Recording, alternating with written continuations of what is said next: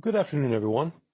On behalf of FCSM and COPAFs, I want to welcome you to our 8th and final webinar on confidentiality and data access, entitled Reducing Barriers to Research Access.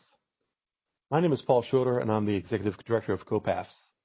Each of these webinars were repurposed from the FCSM conference initially scheduled for April, and today's webinar is being recorded, and the video will be posted to the COPAFs website within the next week, as are all the videos for the previous webinars.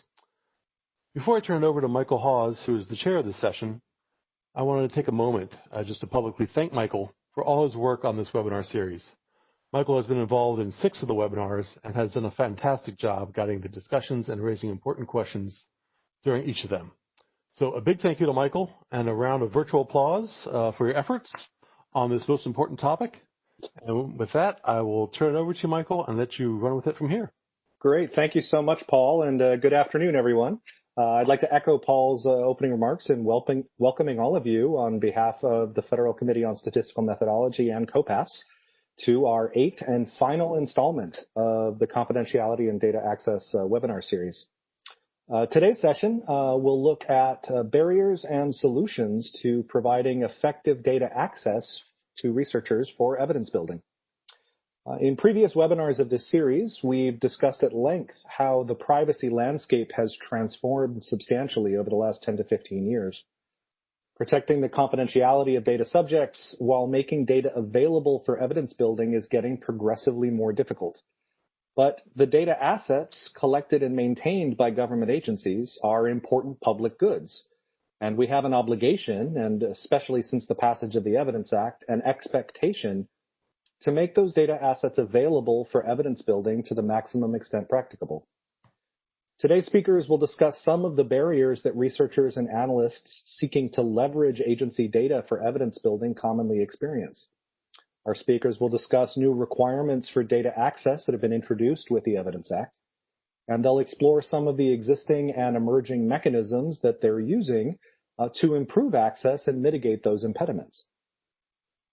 Our speakers today will each speak for about 10 minutes, after which we'll have a moderated discussion and audience question and answers. Please submit any questions that you have during the presentations via the chat box. I will be monitoring that during their talks. And I will compile those questions and pose them to the panelists during the Q&A. So without further ado, let me introduce our first panelist. Molly Dahl from the Congressional Budget Office leads the team charged with projecting federal spending in the long run at CBO.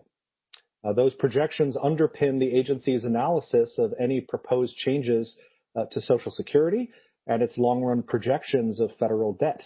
Molly has been at CBO since 2004. So take it away, Molly. So thank you so much for inviting me. I'm really pleased to have this opportunity to discuss this. So data access, and do we have slides? Yes, the slides are pulled up. Oh, okay. So I don't think I can see them, but that's fine. So data access is key. So I'm going to assume we're on the title slide. So from my perspective, if you could just move on to the next slide, please, that'd be great. Oh, now I can. Great. Fantastic. Okay. So so data access is key to the work that we do at CBO. And so I really am genuinely pleased to be able to be here and to be invited to talk about these issues. Just for a little bit of background that also plays into how CBO uses data, a little bit of background on the agency. So CBO provides objective, nonpartisan information to support the federal budget process and to help the Congress make effective budget and economic policy. And so basically, at its core, CBO is tasked with providing the Congress the evidence they need to make policy decisions. CBO does not, however, make policy recommendations. Nor does the agency perform an audit function of any kind. That is to say, we don't suss out improper payments to program recipients or other things like that. And each year, the agency's economists and budget analysts produce literally thousands of formal and informal cost estimates for various proposed legislation, as well as dozens of reports and other material on a variety of topics. And the data and the types of data that we use to do these analyses really truly run the gamut. So we use publicly available survey data, we use administrative data, we use linked survey and administrative data, longitudinal data on earnings, tax data, and more. We do make most of our results publicly available, and so most of CBO's work is available to the Congress and the public on the agency's website at www.cbo.gov. And just to circle back on the no policy recommendations point, not only does the agency not make policy recommendations, I'm not going to make any policy recommendations today, so there's no sense in which I'm commenting on anything that should be done or how things should be done or anything like that. Next slide, please. So the use of restricted access data at the agency. So many of our key models that we use to produce a wide variety of estimates and projections at CBO rely critically on restricted access data.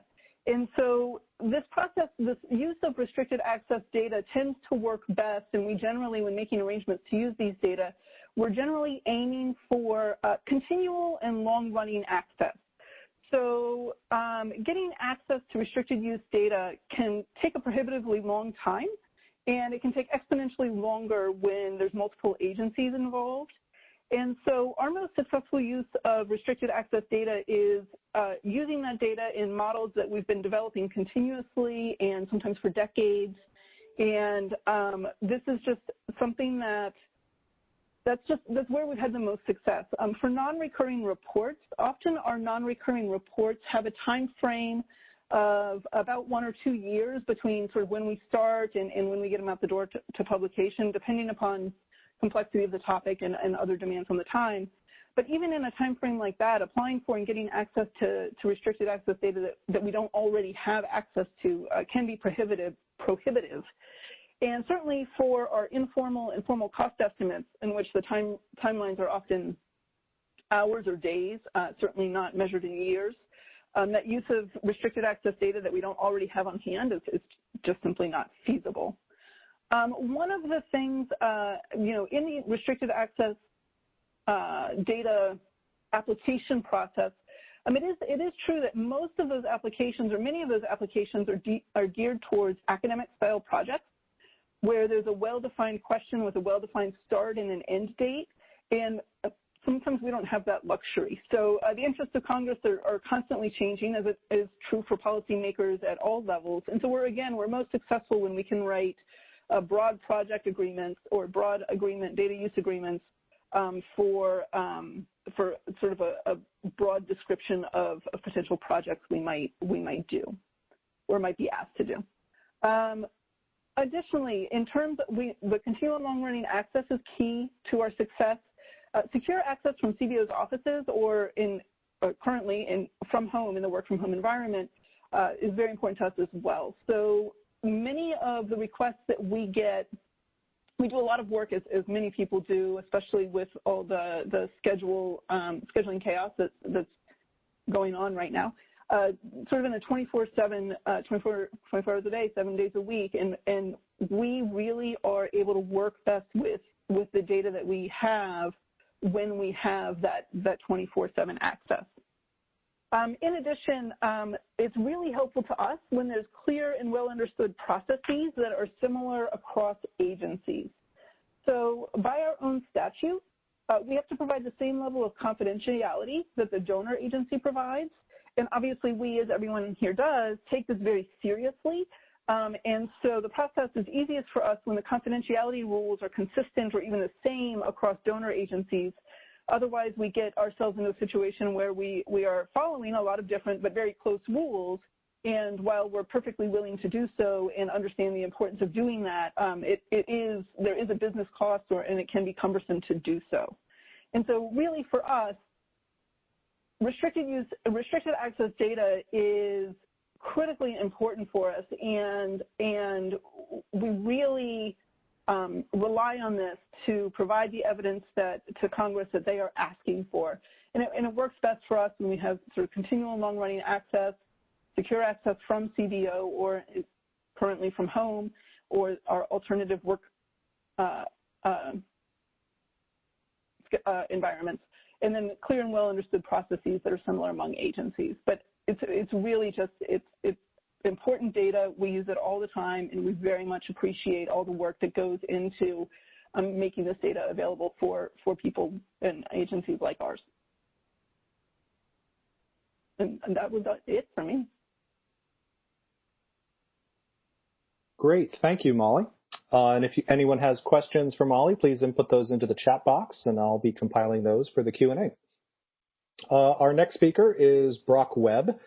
Brock is the Cloud Program Manager and leads infrastructure planning within the Computer Services Directorate at the U.S. Census Bureau. He is a strategic thought leader, innovator, and change agent for information technology services.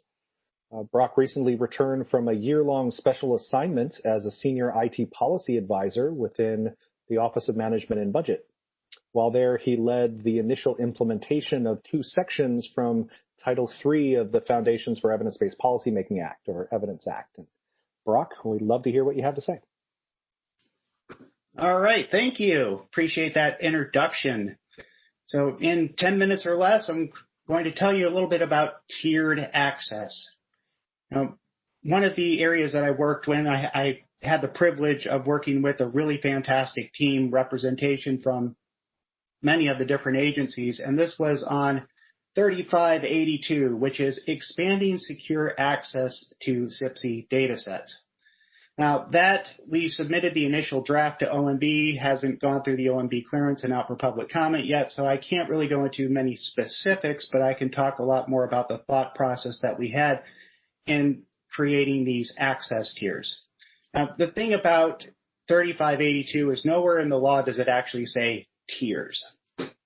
Instead, it talks about establishing something, and I'll read from it, just a brief blurb that I had written up, is that the common sensitivity levels and corresponding levels of accessibility that may be assigned to a data asset, and also coming up for criteria in determining that, and also criteria to determine if it's a valuable use of effort and time to produce a more accessible version of a data set. Let's say you have a restricted data asset and you want to produce a more public data asset, the value of doing that for the people, the customers that need it.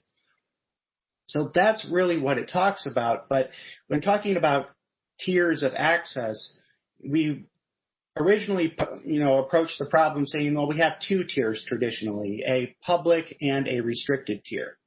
But when you start thinking about the fact that the statistical system is very distributed, we all speak English, and statistics, but we have our own dialect. We speak BLS, we speak DEA, NCSES, NCES, census. Everybody has their flavor that they like to put on the language, on the terms that are used.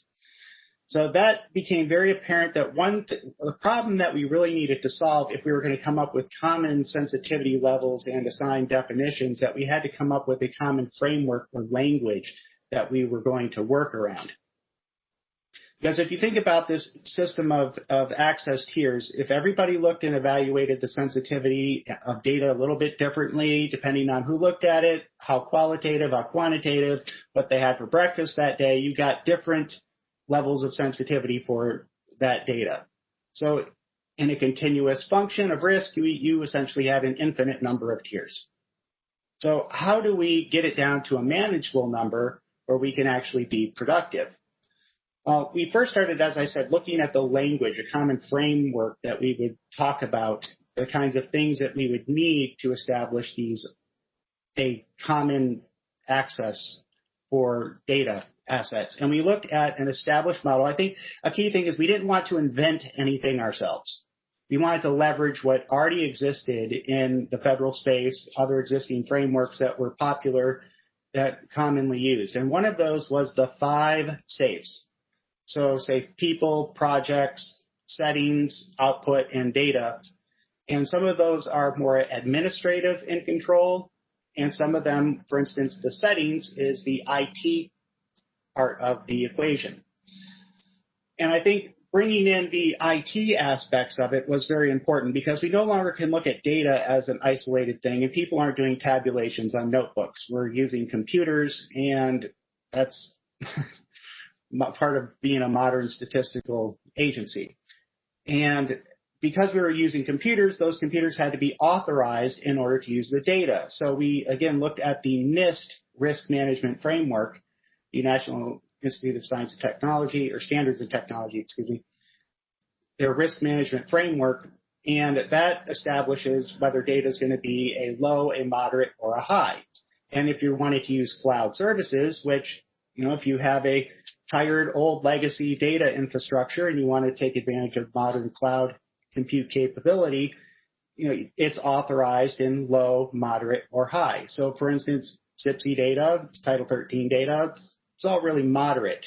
So if the FedRAMP service is a moderate service, then that infrastructure is then appropriate for you to be able to put your data. So again, having some of those common language and frameworks were incredibly important for us to start looking how we were going to talk about these access tiers.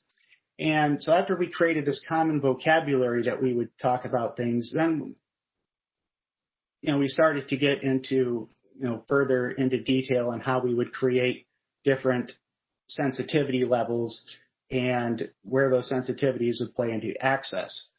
So just but in order to look at this idea of risk and how we start to turn this into a system where we would use risk and data sensitivity as a key metric for deciding what tier the data asset fell into, and we had to understand something a little bit more about risk. And so we developed 5 guiding principles that we used when trying to help us frame decisions around where we would put data, what kind of tier it would go into. And something that makes people uncomfortable is the fact that you can never eliminate risk. So that kind of became number 1, where risk is managed or mitigated but never eliminated. We just have to accept that and do the best that we can to eliminate that risk and make the data appropriate for that tier. That it is impossible to have all the facts in making decisions about making data safe. There will be new technologies, quantum computing. Who knows what will come out in the future, a new data breach. We will make the best decisions we have with the data today in order to get the data out there. And the ability to keep data confidential continues to decline over time as more data are released. It's a compounding problem as more data becomes available. The network effects of being able to connect and link data to other data sets and possibly re-identify someone using unknown vectors becomes more real. And it is an inefficient use of resources to overprotect data. I like to say that this is buying a $1 million safe to protect a Cracker Jack box. You would not do that. That's a complete imbalance. You buy a $1 million safe to protect a $10 million investment. So one of the things that looking at for which tier the data falls into, you want to manage your data at the least restricted level because that is the appropriate cost that is in balance with your risk that data has. And which is the last principle, the goal is to manage data and access at the least restrictive level. Because in the Department of Defense, there's the overclassification problem where people would overclassify information, and it became expensive to store data in these higher tiers. Because in a tier that meant infrastructure that had to process it, security controls, administrative controls, things that went around it. So the ability to make objective decisions about the risk of that data allowed you to put it in the correct location and then pay the right amount of money to do that. And when you manage your money better, then you have more money to produce more data, better quality data assets. You can use it for other things. So that's why balancing the money in conjunction with the risk became really important when defining these tiers. And to say a little bit more about the tiers, we were merging some of the concepts of information technology into it because we were looking forward into the idea that we would eventually be able to reach into other frameworks that would that would allow us to manage identities, location, the device that you're using. Zero trust is the architecture. Zero trust architectures, DoD, federal government, many other people are trying to achieve this zero trust architecture. And it starts out saying that you do not trust someone inherently. And based on maybe their login credential, a hardware token, where they're logging in from, many other factors, you can control access very tightly which means that you can control access to data assets very tightly. And that allows you to have many data assets available and control the permissions appropriately to the researchers. So the appropriate researchers are working on appropriate projects with appropriate data in an area where that's appropriate for processing and hosting that. So it is a very complicated picture, and it all comes, and trying to bring it all together. As I said, really the big focus that we had to have was to try and establish that common language, those common frameworks, using things that were already existing, so that we were on the same page as we tried to develop these ideas for how to establish different levels of sensitivity and those criteria that we would use to evaluate it. That is tiered access, and we can talk about that more with other questions, and we're ready for it. Great. Thank you so much, Brock. And just a reminder, if anybody has questions for our panelists, please put those into the chat window, and I'll compile them into our Q&A later. So our third speaker today certainly gets the award for having provided me with the shortest biography to use for her introduction, but that is in no way a reflection of her many and varied accomplishments. Kristen Monaco is the Associate Commissioner of Compensation and Working Conditions at the U.S. Bureau of Labor Statistics, and she also coordinates the BLS restricted microdata access programs. So take it away, Kristen. Thanks for including me today. So obviously I'm here representing BLS, and I'll talk specifically about some BLS projects and how we're looking into the future. But I think a lot of what I'm talking about probably will resonate with people with other federal statistical agencies, especially those who collect data under CIPSE. Next slide, please. So nobody comes to a Thursday afternoon seminar to hear a lot of talk about CIPSE, but I am going to talk a little bit about CIPSE. And so I think it's fairly easy to convey to researchers and other data users sort of the components of CIPSE that pertain to accessing restricted data, right? And so under CIPSE, agencies can create agents who will have access to data for exclusively statistical purposes under the control and supervision of an employee of the agency. Right? So there's sort of three things there that need to be unpacked and defined and operationalized, and some are easier than others. Exclusively statistical purposes, right? That's relatively clear to define and to operationalize. Researchers have to write proposals. These proposals need to have models and methodology. I will state to Molly's point that when we're working with other federal entities on this, we tend to be more flexible about how you state the research question and the methodology than a research project, but it needs to be well defined.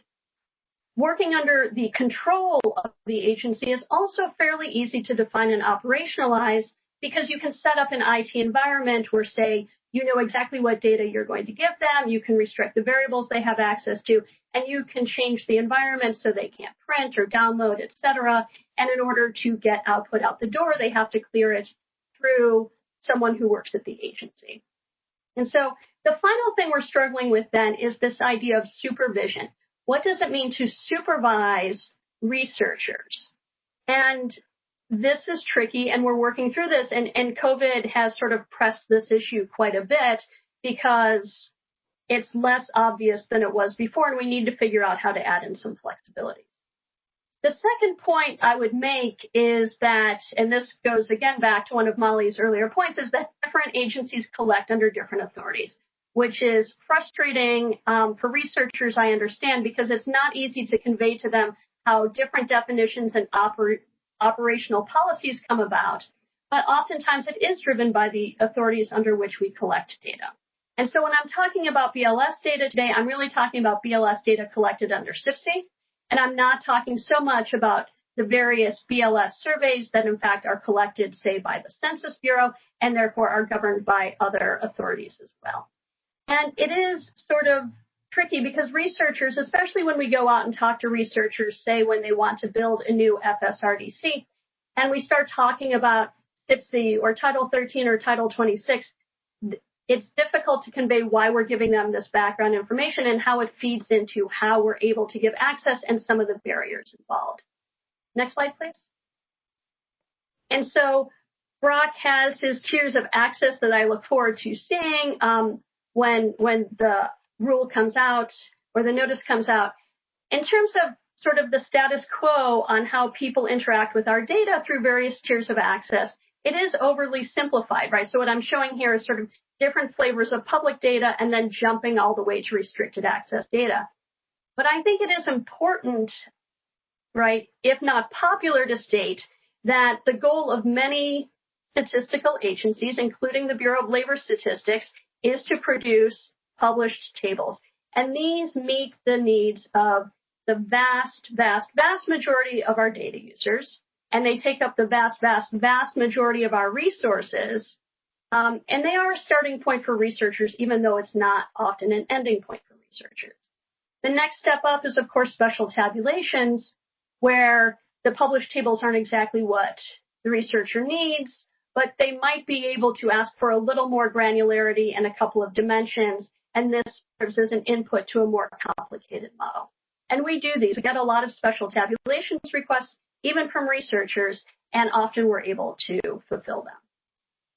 We have public use microdata on our household surveys, and then we quickly jump to restricted access data, which would be all of our establishment surveys and some of the variables on our household surveys that are edited or otherwise pulled back because of privacy concerns. Next slide. So restricted data access at BLS looks a lot like restricted data access at a lot of other federal statistical agencies. So last year we started a virtual data enclave, which currently is a small focused pilot while we struggle through this idea of what it means to supervise in a virtual environment under CIFC. We have an on-site program, which is historically the way researchers accessed BLS establishment level data. Right? They would come into the building after writing a proposal and getting cleared and doing all the legal paperwork. And that's really inefficient, right? First of all, we're located in Washington, D.C., and most researchers aren't, which means in the case of academic researchers, they're often coming in during their spring break or their winter holiday or summer, which means that we have peak and off-peak demand, and it stresses our system. And with COVID, our on-site room has been closed for months. It's going to continue to be closed for months. So we need a different path forward. Several years ago, we joined the FSRDC, and the FSRDC is amazing. And so I'm going to also say that the FSRDC is potentially inefficient, or to borrow some of Molly's terminology, it has business costs associated with it. So as an agency who puts data in the FSRDC every year, we pay for it. We have to negotiate a budget. We have to negotiate an interagency agreement. We're in two different cabinet level agencies, so there's a whole bunch of lawyers who get involved. The paperwork has to get signed, and then the next year we go through this process again. And it doesn't seem to get easier over time. It's sort of the cost of doing business. But to address one of Molly's earlier points, when researchers come to us and they say, oh, why isn't the most recent year of data in the FSRDC? It's often because all the paperwork is not signed yet, not because the data is not ready, and we would like to make it more efficient. The second thing I'll say about the FSRDC is that, and this sort of plays upon one of Brock's points, is working with BLS and just BLS data, not linked to anything else, but BLS data in an FSRDC has cost for the researcher, right? So they have to have access to an FSRDC. If it's not at their institution, they have to pay for a seat. They have to get special sworn status, which is not something that they would have to do just to work with BLS data. It's sort of something that they have to do to work in an FSRDC environment. And so it's a little extra costly for both researchers and the statistical agency. And so it's a great program, and we're committed to this program, but there needs to be another path forward that probably is more flexible. Next slide, please. And so for us, the way we see this flexible tiered solution comes through two paths. The first is expanding our virtual data enclave. And this really should be, I think, the way we approach projects that rely only on BLS data, BLS restricted data that's being linked to public data, or BLS data being linked to private data where they have the proper licensing agreement. It gives us our geographic coverage. People don't just have to be in Washington, D.C., but they also don't need special sworn status. The virtual data enclave environment is less expensive for the agency and also less expensive for the researcher. And then the FSRDC comes into play with this is BLS data that's being linked to other data that has different levels of privacy, like any IRS data provided in the FSRDC, census data, etc. And it doesn't quite get us everywhere we need to be, right? But it does improve sort of the geographic coverage. It gets access to more people to ask important questions. There's still this issue of cost, and there's still this issue of paperwork and inefficiency. And I think Maggie will probably address cost a little bit later, but I'd welcome more conversations today about what it means to be truly accessible in getting our microdata out there to answer really important questions. Thank you very much. Great. Thank you so much, Kristen. A little bit of feedback there. All right. Our fourth speaker today is Barbara Downs. Barbara is director of the Federal Statistical Research Data Center Program, the FSRDC program, at the U.S. Census Bureau. Since joining the Census Bureau in 1998, she has served in a number of research and management positions. Barbara has served as chief of the Industry and Occupation Statistics branch within the Social, Economic, and Housing Statistics Division, and as chief of the Data Analysis and User Education branch within the American Community Survey Office. Barbara's research work focuses on fertility behavior, maternity leave trends, and labor force and earnings differentials. Barbara, take it away. Thank you.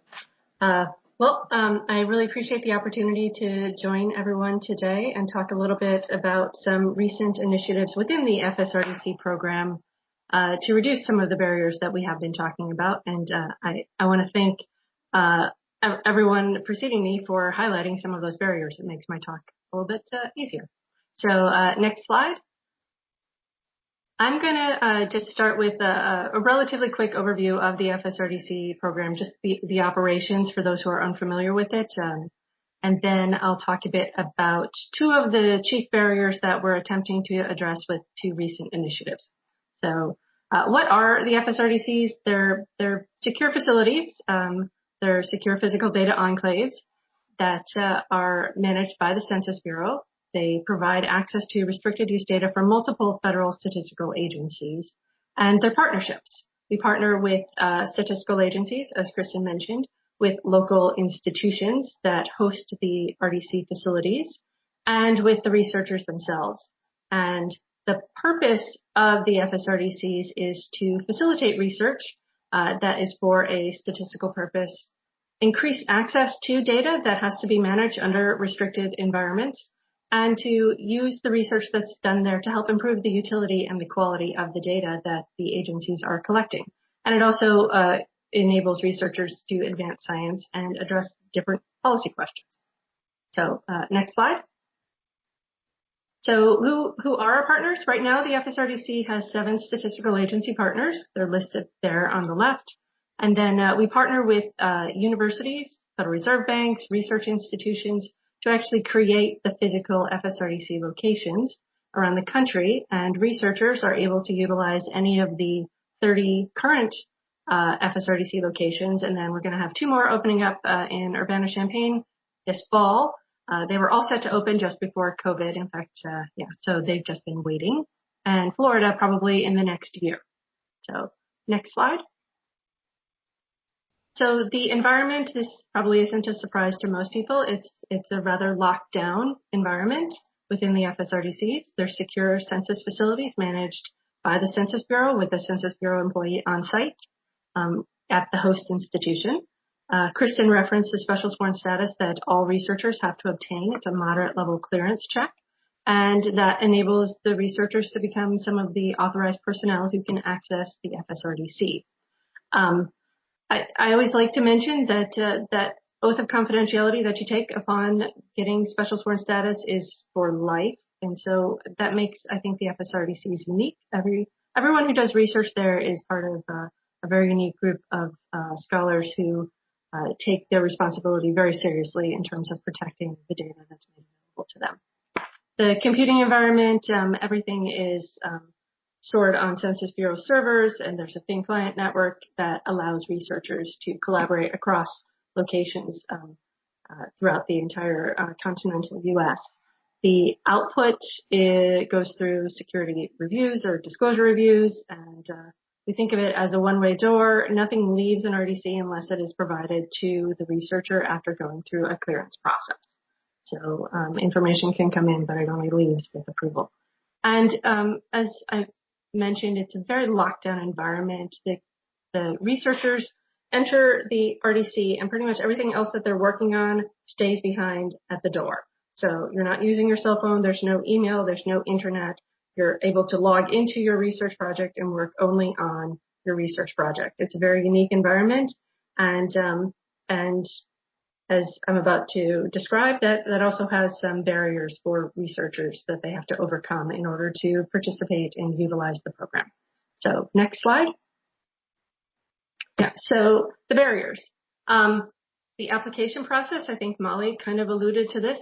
It's challenging to apply for a project that happens inside the FSRDCs. There are certain hurdles that have to be overcome.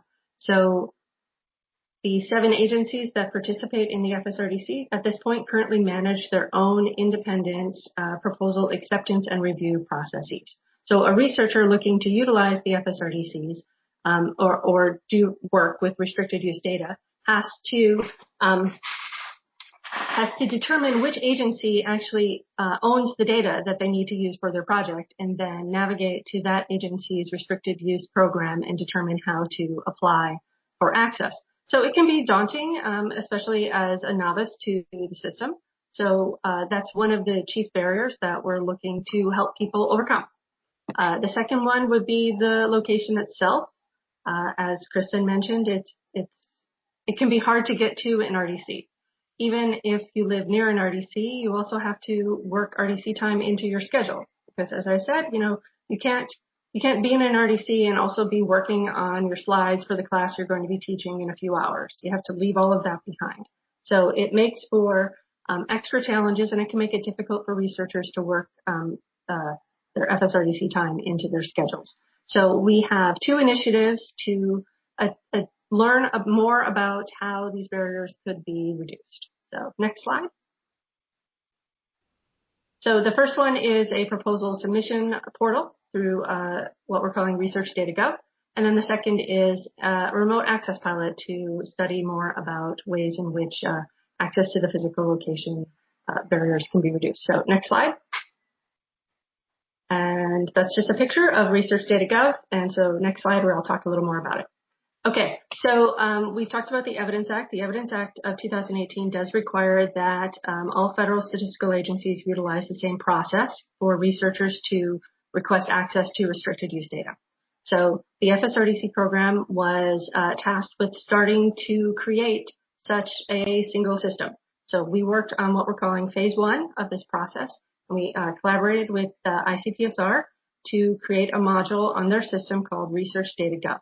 It's a single point of entry for a researcher to study metadata about what's available, determine suitability for their research projects, and begin the proposal submission process. So it eliminates the need for researchers to go digging around on the internet, guessing which agency is responsible for the data they'd like to use.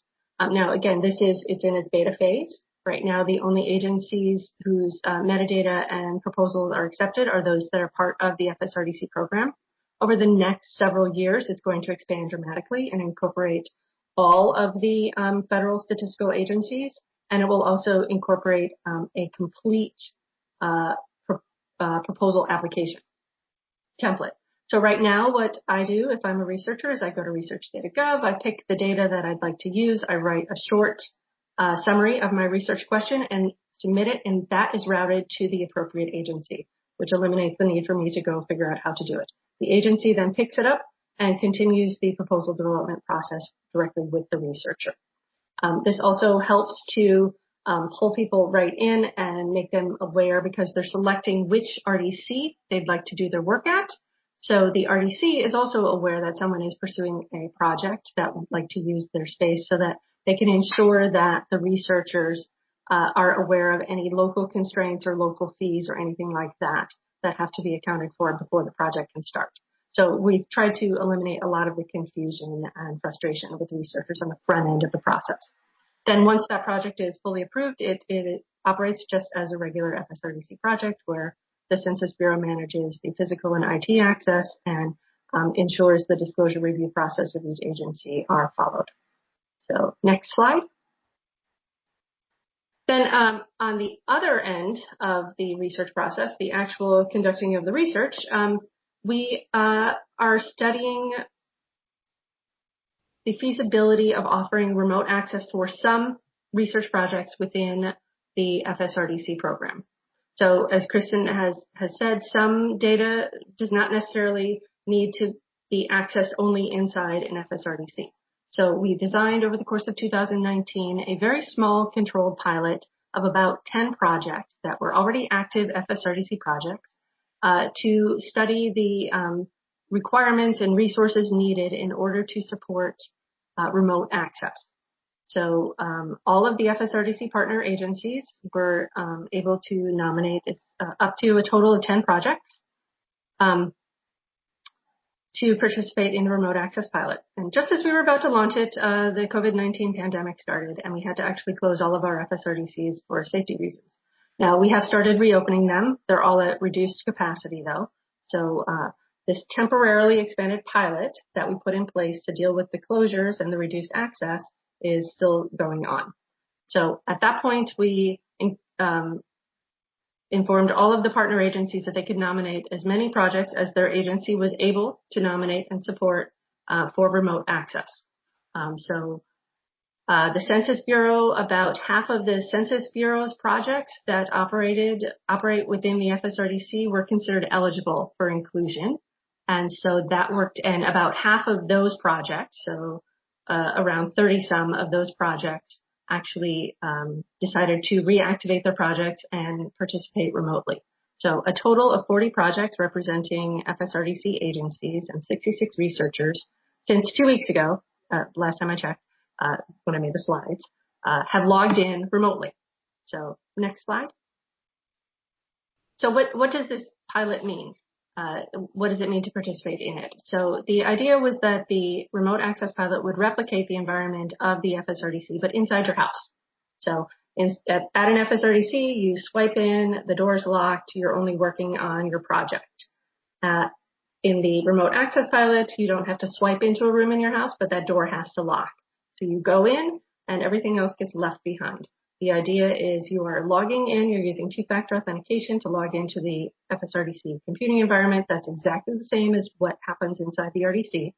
And you are behaving as if you are inside the RDC, meaning there are no phones, there's no printing, there's no internet, there's no email, there are no visitors. If someone knocks on the door, people are expected to, log out and leave the room. Every researcher signs an additional rule of behavior on top of all of the other rules of behavior for operating within the FSRDC. They sign an additional one, stating very clearly where they will be working from, a single location inside their home, and that they will follow all of the rules of behavior and that they are aware that they are subject to random inspections, which my office is doing at this point by telephone because of travel restrictions, but we can also inspect by person when we're allowed to head out. So next slide. And so I think this is my last substantive slide. So what we're trying to study with the remote access evaluation is across 3 dimensions. The administrative framework. What does it take to actually support remote access?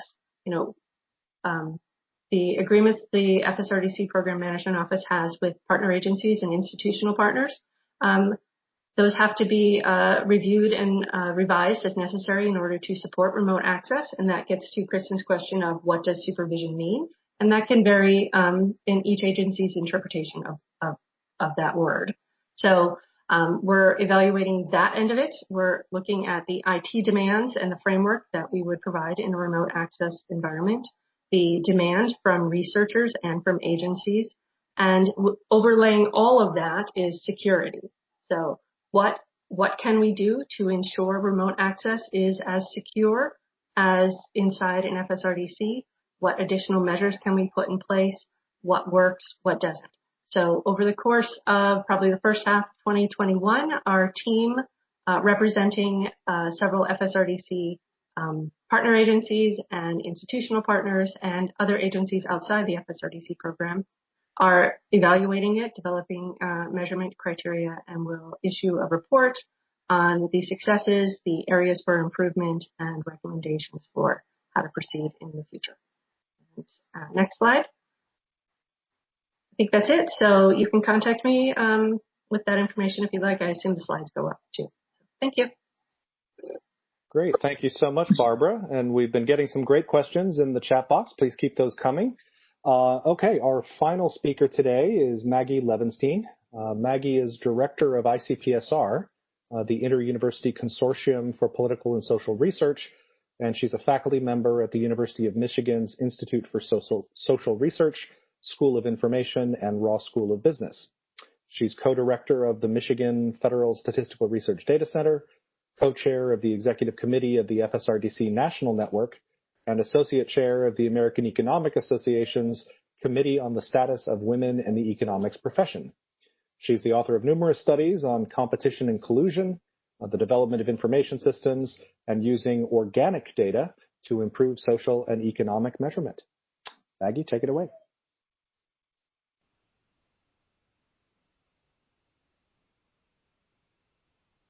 Maggie, I think you might be muted. Yep. Okay. I was muted on my camera, which doesn't make any difference at all because you should be looking at the slides, but I didn't turn on my mic. So thank you, Mike, and thanks to COPAS for organizing this.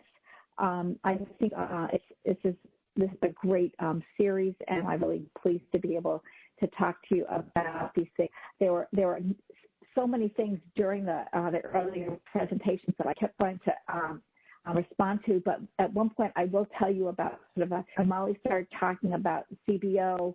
I have to say it was the CBO access to or need for access to restricted data that actually transformed and created a new tier of access at the Institute for Social Research, and that really has driven a lot of what we've done over the last decade. And I don't think I've ever met Molly in person, so it was great to see somebody from CBO who could speak to the importance of virtual access for them to do their job. Next slide, please.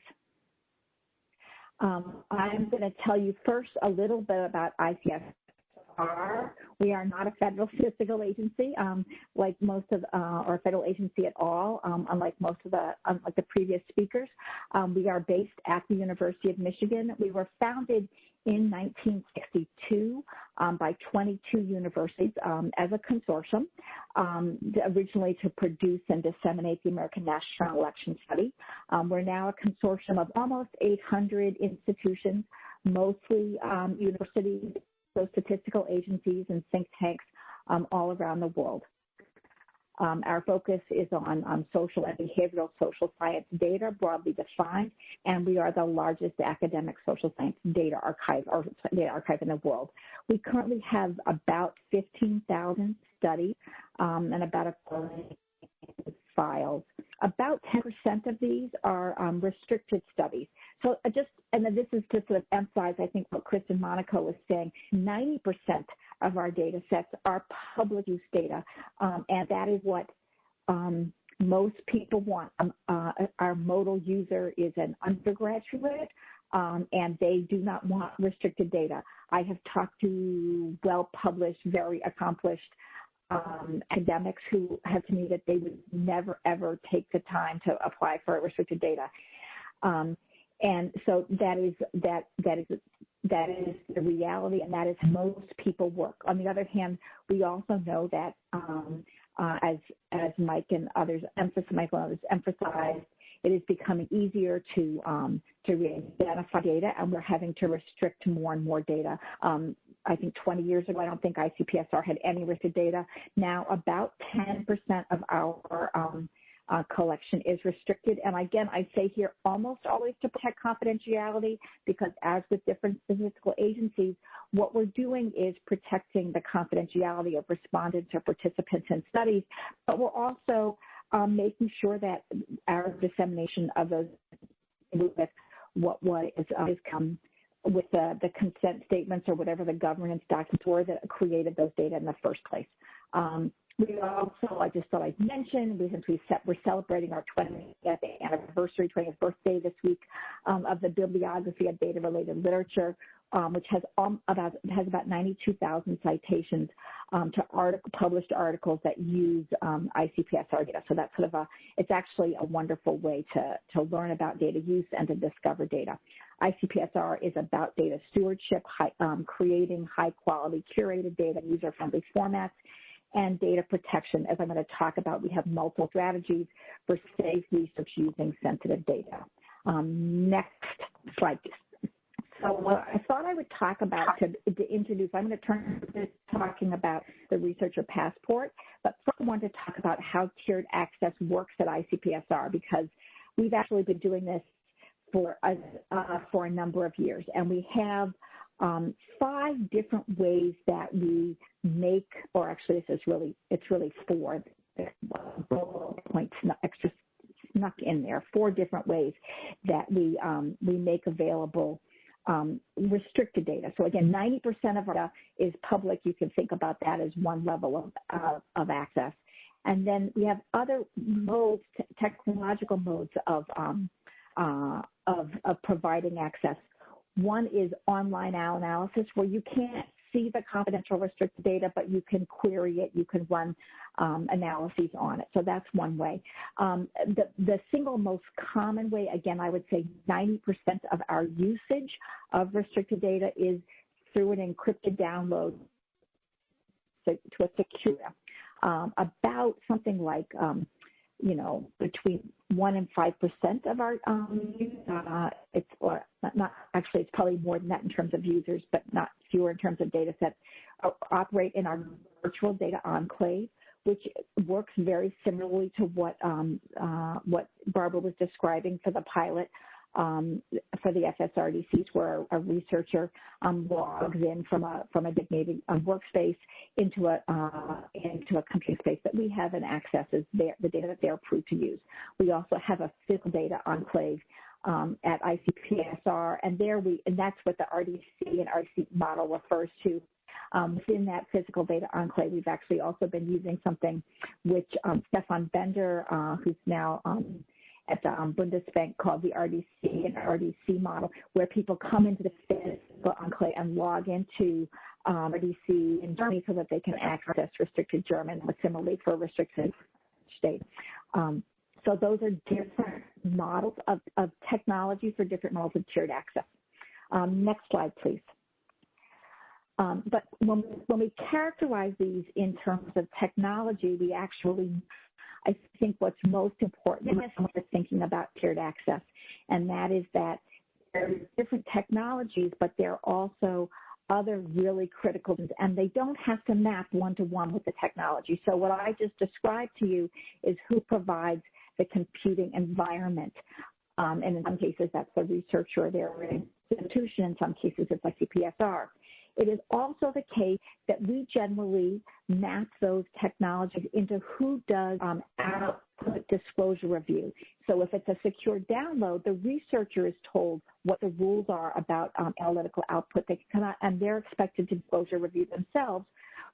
The VDE, the physical data enclave, or the virtual data enclave, we have analysts at ICPSR look over the output and then provide it to the researcher outside the secure environment, as is done in the FSRDCs and a number of other left as well.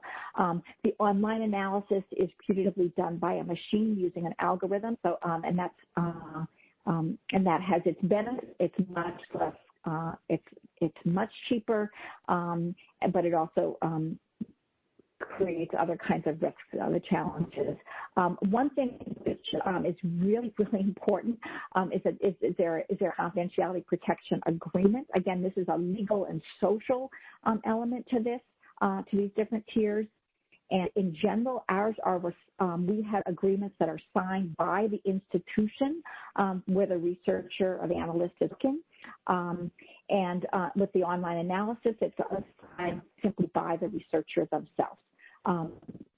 Again, in the FSRDCs, because they can throw people in jail, they're happy to have researchers sent in, individually for for many institutions cannot throw people in jail, or perhaps don't think that throwing them in jail is going to be the most effective way to deter bad behavior, confidential data, it's actually really helpful to be able to rely on their employer or their college or university if they're a student.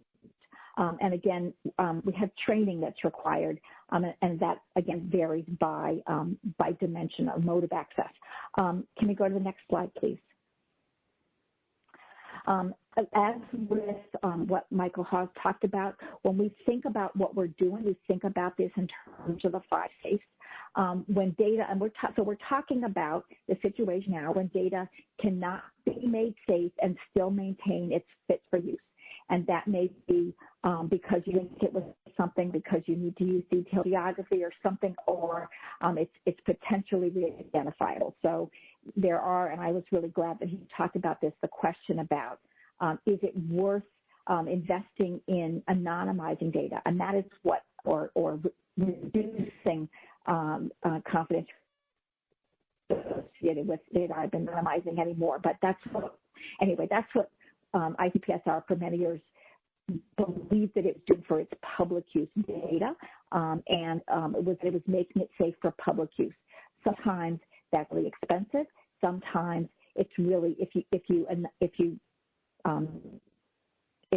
do enough to protect the data, it's not really useful. So where data can't be made safe, we have to have other things. We have safe places, so safe computing spaces. You have safe output that's gone through disclosure review.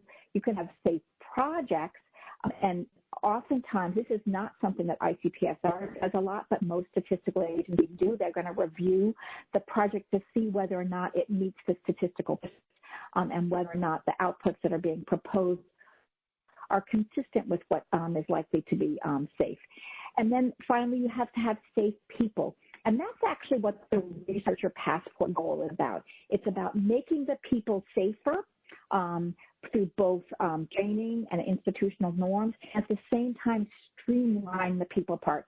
I mean, as you heard, one of the problems with access to restricted data is that it is just, well, it's certainly not instantaneous, and it can be very cumbersome. And so one of the goals of the Researcher Passport is to streamline this to easier for researchers. Can we go to the next slide, please? So what is the Researcher Passport? The Researcher Passport is a digital identifier that leverages ICPSR's My Data account. So if you want to apply for ICPSR restricted data or use, which includes, say, data or use research.data.gov, establish a My Data account. And really, the Researcher Passport is a bundle of characteristics in the My Data account. These are verified identities. We don't verify every single person who wants to download public use data, but for the passport, we verify their data and their institutional affiliation. We collect information about your training, and we verify certain kinds of information about your training. I'll talk about that. We also, and this is something that is, I would say, a goal of the passport is I believe is extremely important, is that the passport also keeps track of your experience with restricted data, both good experiences and bad experiences. Everybody who's heard me talk about this before knows every time I say this, the University of Michigan lawyers get nervous because because it's actually extremely important for researchers to know that if they misbehave, that goes into their passport. But that means you have to have due process. The Researcher Passport itself, this digital identity, is created by the researcher, and then it can pull information in from other identity management systems. So as I'll show you, you push a button, you sign into your ORCID ID, and it pulls your information in from ORCID. ORCID is now working with Science CV, so NSF and NIH, and that means that it can pull in the information about for example, your federal grants. Some restricted data users require that you have a federal grant in order to access data, really so that you, again, have some skin in the game, something to lose. That's a way to verify that you do have active federal grants or that you have in the past. Again, also facilitates connecting with things like the research outputs, the publications that, as I said, we put into the bibliographic database so that we have better metadata about the data sets and people know how data are being used. So there are APIs that pull in from other identity management systems. There are also APIs that will pull in from things like Citi that does training, so that if you've done training and confidentiality protection, you can pull it into your passport, and you're applying for data, the data custodian can see that you have done that. So you get this passport, which is this identity, and we have verified information that's come from different places and that you've provided. And then if you apply for access to ICPSR data, we can obviously reuse that passport, but you could also apply for access to restricted data from other repositories, from other data custodians, and they can, by using an API, to pull, with your permission, right, pull the information from the researcher request. So, for example, one of the challenges to working in the FSRDC systems is you have to have verified SSS. We could easily set up an API that pulls the verification of SSS and makes that part of your researcher passport. Then other agencies could see that you already have that. There's no extra cost for you to work at an FSRDC and sort of encourage you to go in that direction and use and just again and also just know that it sort of simplifies a lot. The SSS obviously requires a lot more background checking than would be necessary if you want to use health and retirement study data or something like that. So that provides more verification of who you are and your trustworthiness there. So those are, you can pull those in, and then with researcher permission, the passport is digitally shared with the data custodian and becomes part of your application for restricted data. When the data custodian can give you in turn a visa that says, yes, you may have access to this data, and that visa becomes also part of yours, a stamp on your passport. So there's a record of your previous data use. That's also very useful when when you're looking at a proposal to access data to say, does somebody have experience? Do they know how to manage this, to manage and manage access to restricted data responsibly? If you've seen that they have a pattern of doing this, then that increases your confidence. And as I mentioned, if we're going to keep track of not just that you were approved, but that you were successful or less than successful, which doesn't happen very often, but I believe in social incentives for good behavior. If we want to record bad behavior, we have to be able to have a due process system. Can we go to the next slide, please? So this is the home page for the researcher passport, and you can apply for this. If you actually go to this page yourself, you can click, instead of this thing that says shared understanding across repositories of what it means to be a trusted researcher, there's actually a link to a very fun video, which I'm not going to try to show you right now because we want to have time for discussion. But this is the home page, and you just click on apply now, and you can start you can start creating your passport application. Actually, one thing I wanted to say again, which really resonated when Michael was, it was Brock who was talking about the challenges in language and creating a shared language.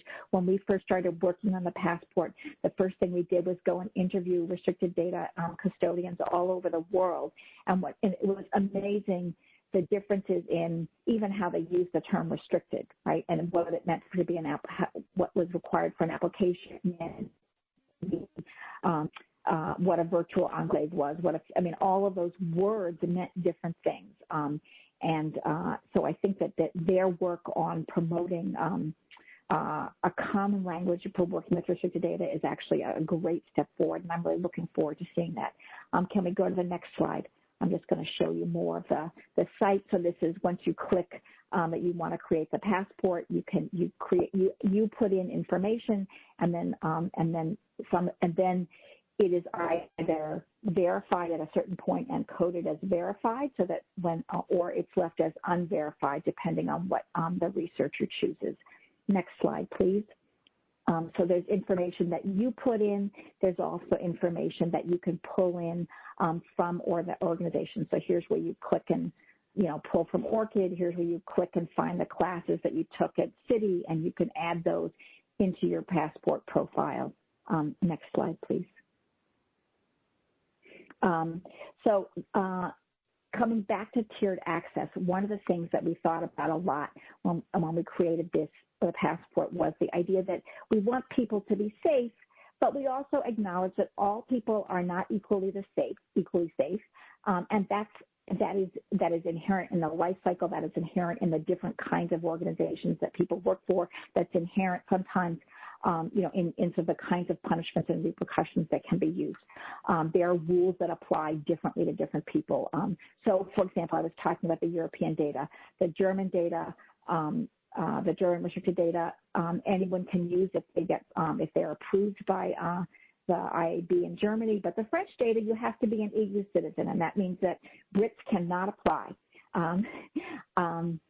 So you need to have something about citizenship in the Passport so that it can be, so you have the relevant information for the particular data set. Again, we see that in the FSRDC. Some of the federal statistical agencies require U.S. citizenship and some do not. So the Passport API transmits specific information about the individual. Our general approach is that we create different levels that permit access under different rules. Now, these levels we use as a heuristic.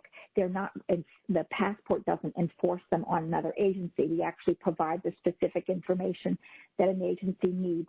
But we put together these heuristics partly to help us try to converge on a shared understanding of what different access tiers would be. Can we go to the next slide, please? So you can see this is what we did. Again, we had a low, moderate, high, highest. When we first started out, we said we were going to have, sort of gold, silver, gold, bronze, silver, and gold passports. And then I decided to add. Then we decided we should have a tin passport sort of classification, which is basically a tin passport is if you want to have a passport, but you're only really going to access public use data, but you might actually want to have a passport and start building up your demonstration of use. You might be accessing data in a very insecure way, but where the data custodian wanted to keep track of who was using that data. And we actually have a number of data sets where, even though we don't restrict access, we want to know who uses those data sets. So we kind of think of that tin passport there. Whereas at the other extreme, we added a platinum passport. And I think of that as the people who actually get access to PII to do data linkages and things like that. And you can imagine, and again, this is a heuristic that that different researchers have different scores based on their history, their experience, their training, what they have to lose if they screw up, and it also depends on the data itself, and it depends on the technology and rules that are governing access to the data. The other thing that you might notice here in this slide, which this picture just comes from the working paper that we did when we started the Passport. This is about a principal investigator matrix. We actually have a different matrix for graduate students who or staff who work on data, and we, because you often have somebody sponsoring somebody else to get access to data, and that's a pretty common setup. Though it's not always used, it's often used. Next slide, please. So again, this is really just to give you a link to the working paper that we did describing this, that identifies the inconsistent language and policies that impede access and talks about the researcher passport approach. Next slide. So to sum up, we skipped, yes, thank you. I'm going to get the data, Jeff, before I'm done. I just want to say a couple things. That tiered access it's something which is it is enormously difficult to sort of to write this down in a way that generalizes for the entire federal statistical system. But in fact, the federal statistical system and non-federal data custodians are already doing this. As Barbara described, the Bureau of Justice Statistics has been using ICPSR to provide non-public restricted data using multiple technologies, multiple ways for a couple decades now. So there are statistical agencies that have been doing this for a long time using both, and yeah, you all know this.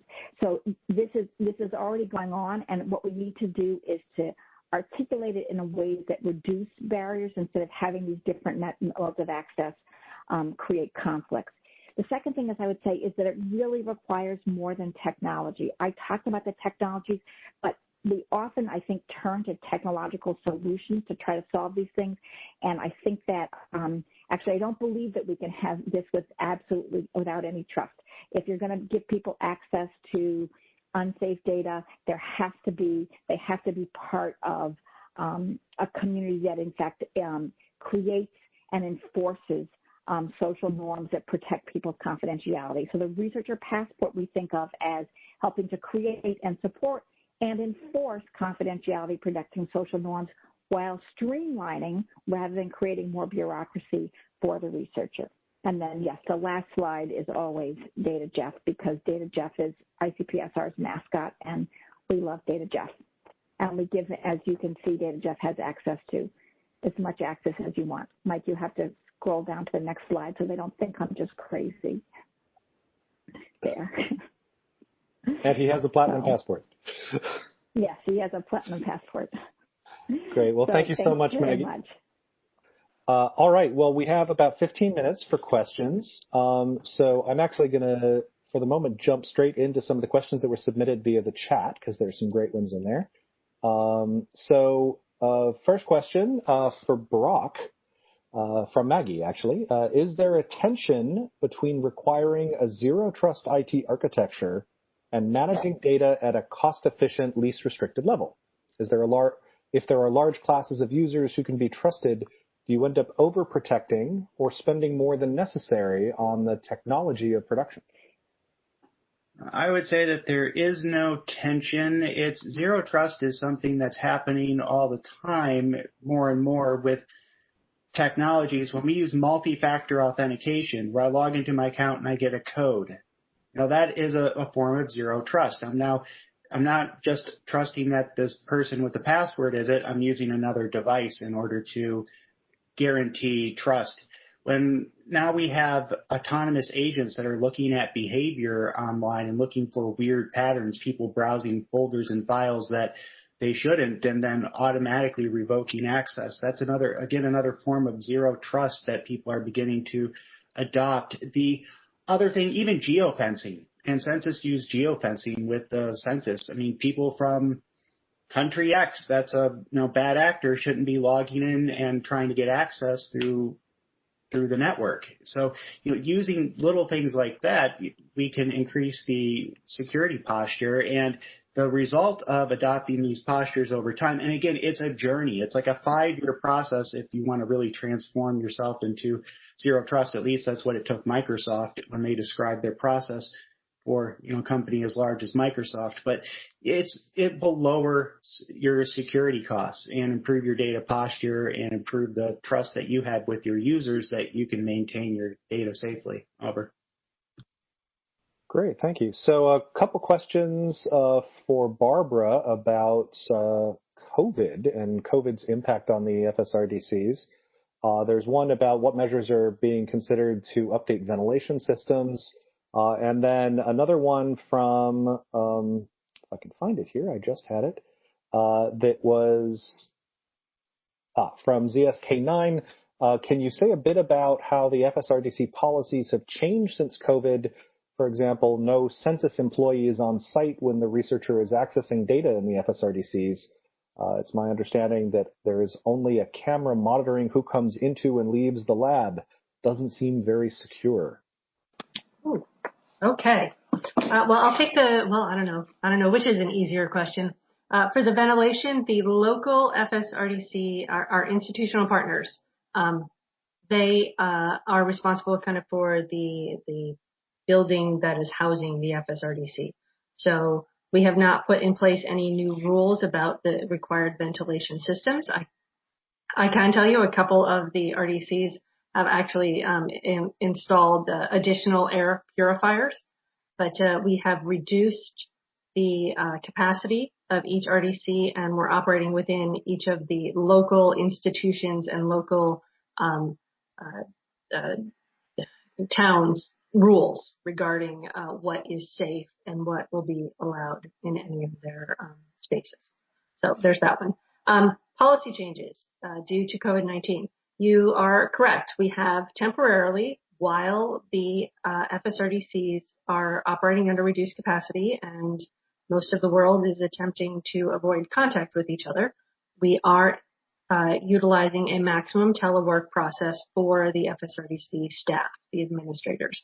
So they are teleworking except when they need to be physically present to issue a badge, to assist a researcher with orientation, and some of them are actually going in sometimes just to work on their own because it is a more conducive work environment sometimes than their own homes. We have cameras on at all times, and also we have 2 additional layers of security. So I can't just walk into an RDC. Neither can you. You have to have a badge that is coded to access that facility. So I myself actually don't have access to every single RDC. If I'm visiting an RDC, I have to call and have that access coded onto my badge. So I can't just drop my badge and you could wander into any RDC if you found it. And even if you did do that, you would have to have an intrusion detection system code to allow you to turn off the alarm system that's inside the RDC. So every RDC, in addition to a Linnell badge system, so only people with badges coded for that particular RDC can get in the door. Every researcher also has a unique code for the alarm system, and that's connected to the local authorities. And I can tell you, it's really embarrassing when you do walk into an RDC and you don't have a code and the alarm goes off because the police show up. And so that's bad. But everybody does have those. And because of the reduced capacity, you as a researcher would likely be one of 2 people in the RDC at any given time. All visits are scheduled in advance, so we know who is supposed to be in an RDC. Seats are assigned. So each RDC has basically disabled at least half, if not 3/4 of the machines in the RDC to ensure people are maintaining enough space between desks. The minimum space anybody has is 6 feet. Triangle actually requires 15 feet between people, so only one person, including the employee, can be in the RDC at any given time. But we do know who is supposed to be there. We are monitoring who is entering the RDC. We have sanctioned a researcher who entered the RDC after normal business hours because most of the RDCs are also not available 24/7 right now because they're attempting to just minimize the germs that are floating around. And so they're closing at night to kind of let things settle down. And a researcher did decide to come back to the RDC at night and did not have approval, and that person was sanctioned. So you're right, we're not there 24/7 watching, but we are watching. That was pretty long-winded and heavy-handed, but yeah. It was a great answer, though. Thank you. Here's several of the panelists have brought up that there are some substantial barriers to effective access via the FSRDC system. And one of the ones that came up repeatedly in discussion in the chat box was costs. So I'll pose this to, let's go in the order, Kristen, then Barbara, then Maggie. Do the 3 of you think that cost is a substantial barrier? And if so, are there mechanisms either already being considered or that agencies should consider that could make cost less of a barrier to access in the RDC for evidence building? Oh, I sort of wish Maggie were going first. So I think and this is sort of why BLS is moving towards a data enclave. We are trying to be cost conscious. But it is also the case that the BLS does not have a separate funding source to say cover the special sworn status of people applying to use BLS data in the FSRDC. We pay for our enclave. We pay to put data in the FSRDC network.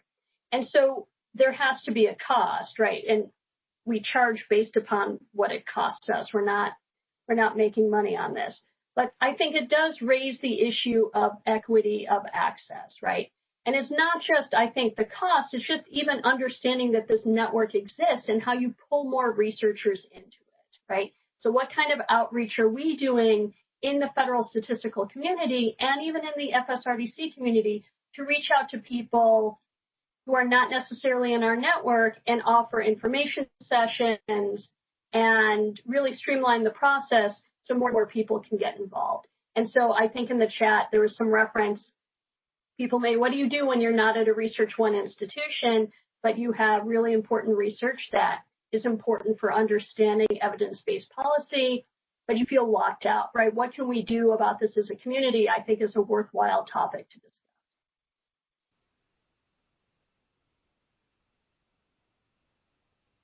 I'm not sure I can add a whole lot more to Kristen's comments. I think like her, no one, I can say, I think truthfully, not a single person is making a profit off the FSRDC program. It does cost quite a lot of money to make the data available, to ensure the facilities are secure, to provide the IT environment. And so that is not to discount the fact that it costs money, and that is very challenging for many, many researchers, Research One institutions or not. So I agree with Kristen that we do need to turn some attention to figuring out how to reduce that cost barrier. One of the things we will be studying as part of the remote access pilot is what it costs the institutional partners and the Census Bureau to support a remote project versus an in-person inside the physical data enclave project.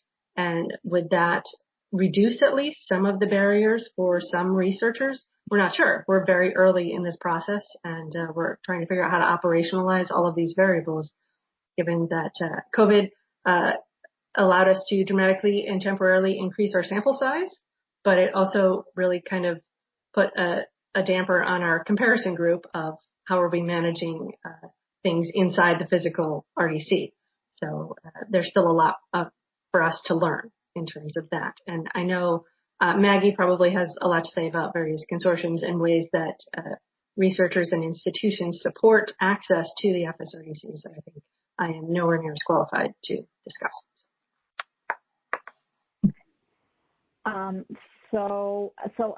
As I was thinking about this, I was thinking sort of which hat am I answering this this question with. So one way to think about this is, sort of as the RDC director for the Michigan RDC, which I have been for many years, and that was kind of, I was answering one set of questions about how do you get access, and the answer is there are a gazillion ways, and we make it work, right? This is the right. But that's not a systemic answer. So there are a couple different things. One is that we can reduce costs, right? And if we reduce the cost of running the system, then access becomes cheaper to all researchers, whether or not they are at the University of Michigan, which puts, I have to say, hundreds of thousands of dollars every year into this, and has for a couple decades now, or whether they're at a really small institution that couldn't possibly do that, or an agency that would never do that, right? So you can reduce costs, and you could reduce costs in a number of ways. As Barbara said, it may be that virtual access actually allows us to reduce costs by not having to build out so much of the physical system. It might also reduce costs by allowing better collaboration among the staff who are really the backbone, the administrators who are the backbone of the RDC network, supporting researchers all across the country. They may be able to do more of that and work with more people on a new system. Another way to reduce costs would be to to the individual researcher would be to create a non-Title 13 space in which federal statistical agencies could put restricted data. The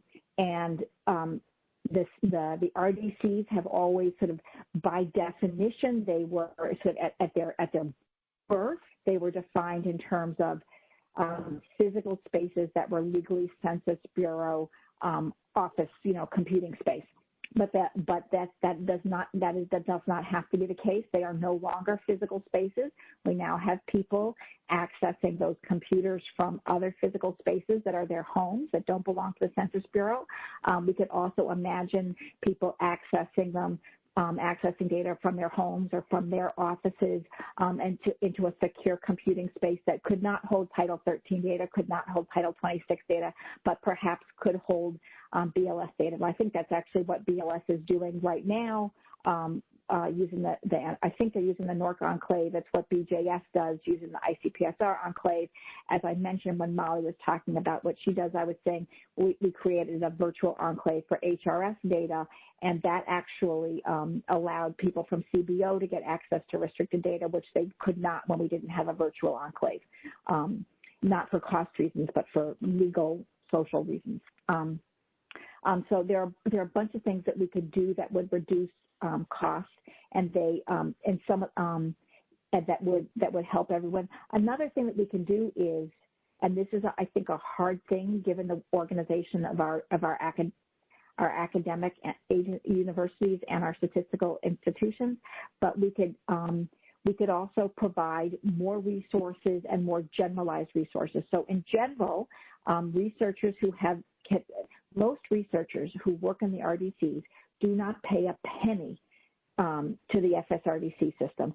Their universities support the FSRDC system. Those are the institutional partners, and they put in between $20,000 and several $100,000 a year into the FSRDC network to make it run, and then their researchers get access. There is the other institution, ICPSR, actually provides support to the FSRDC, the Michigan FSRDCs, since it was formed, and so that researchers who are from ICPSR member institutions, which is most academic institutions in the country, who don't have easy access can work in the Michigan RDC. So that's kind of a subsidized thing. But you could also imagine NSF or NIH or other organizations that are thinking about the capability of the United States to engage in evidence building and statistical analysis to provide access for researchers, again, particularly for researchers that are not in very well-resourced institutions, to get access to the RDCs. And it would be very easy to do that. That's actually, I mean, you could have in Canada, there is much more centralized funding of the Canadian RDCs, and it means that individual researchers do not pay to work on the RDCs. That's true in that's true in many other countries as well. So you could change the costs. You could also change how the resources are available. That would really improve this. In terms of how individual RDCs work under the Maggie, I'm are we running out of time? Yeah, we're almost out of time, and I did want to get two more questions in, so I apologies for cutting you off there. I'm gonna, before I ask the penultimate question, I'm gonna tee up my final question to each of the panelists, and I'll have you respond in, let's say, 30 seconds or less in presenter order, so starting with Molly. Just so you can start formulating your answers. We've talked about a lot of different priorities and concerns and trade-offs relating to effective tiered access models. If you could kind of identify what the top priority that either ICSP or the Federal Committee on Statistical Methodology or individual agencies that are making their data available through tiered access, what should their top priority be to make access more effective? So think about that for a moment. And while we are thinking about that, I'm going to pose the second to last question to Brock.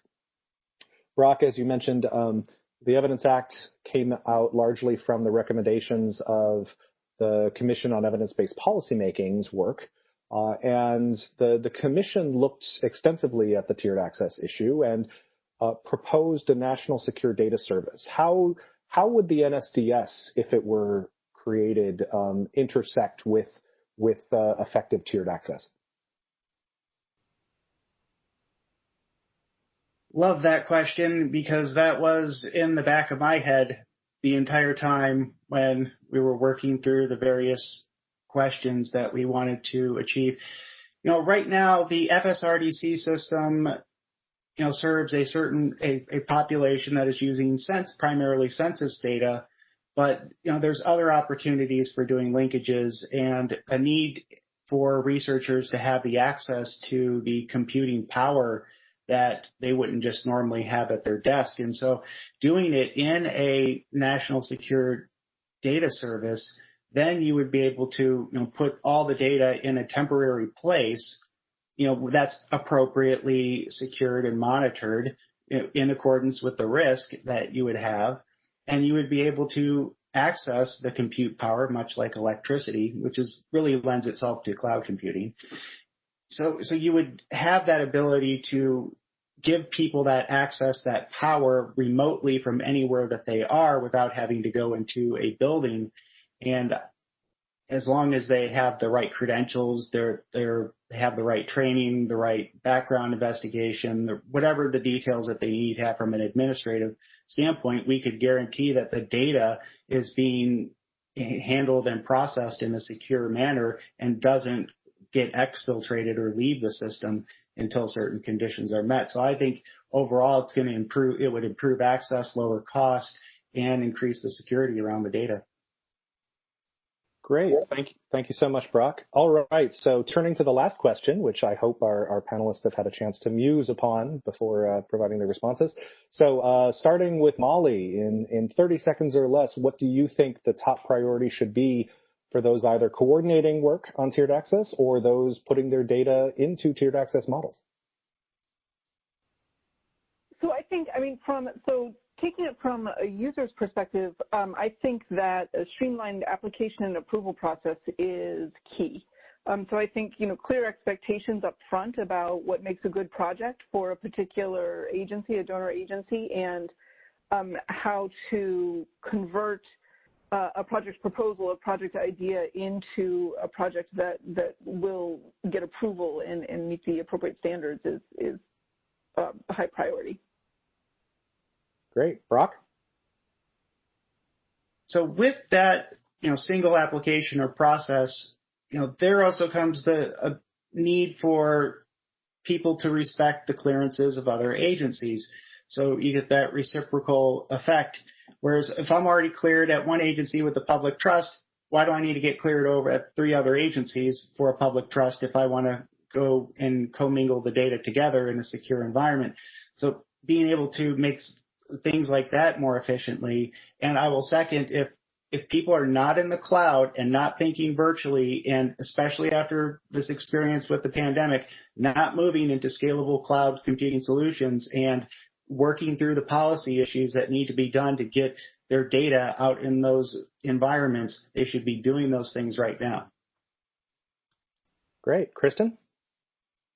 Okay, so building on all that, I want to go really big and refer back to something Maggie said, which is if we want to do what Brock is recommending, and I think it's a fabulous idea, there needs to be dedicated funding, right? We need to think of this as an infrastructure problem and build the infrastructure that meets the goals, as opposed to sort of what started, which was they built the infrastructure for the RDCs and tried to build upon that, right?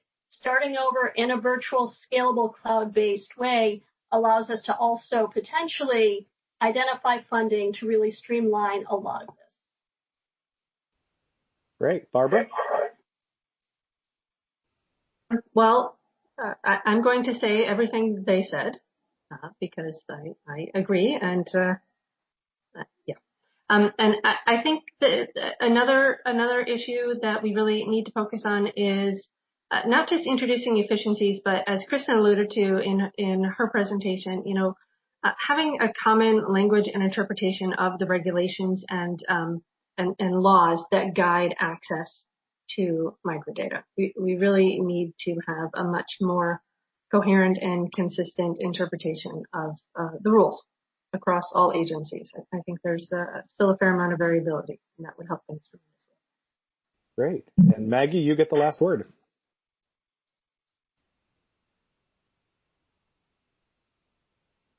Maggie, are you on mute? I'm using too many different technologies here. Yes, so I thought quickly, I thought Molly's point about having some clarity and harmonization across what how people get access and what the expectations are for projects that get access is really important, especially if we want to expand to non-academic users like state and local governments. We need to clarify what the expectations are for projects from those non-academic users so that we know what that space looks like. I think that's really important. I think the idea of treating this as a national infrastructure investment makes a lot of sense. I don't think that means that we have to throw away or not use what we've done in the RDCs. Again, I think what we've built in the RDCs, especially the human networks, the relationships to researchers and institutions, and the census administrators who are all over the country and who have been supporting researchers learning how to use restricted data is actually really important. That's as important as any particular technology. I completely agree that we need to be thinking about moving virtual. We've seen that. We've learned a lot about how to do that better.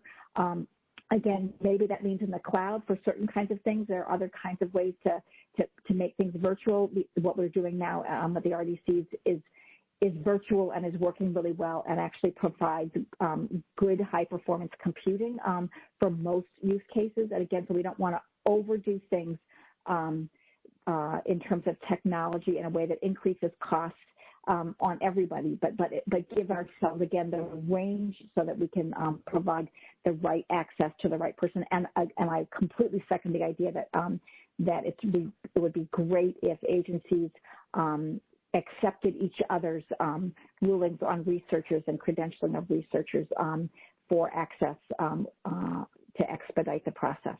Those are all great suggestions. Great. Thank you so much. And thank you to all of our panelists today. I think this was an excellent discussion.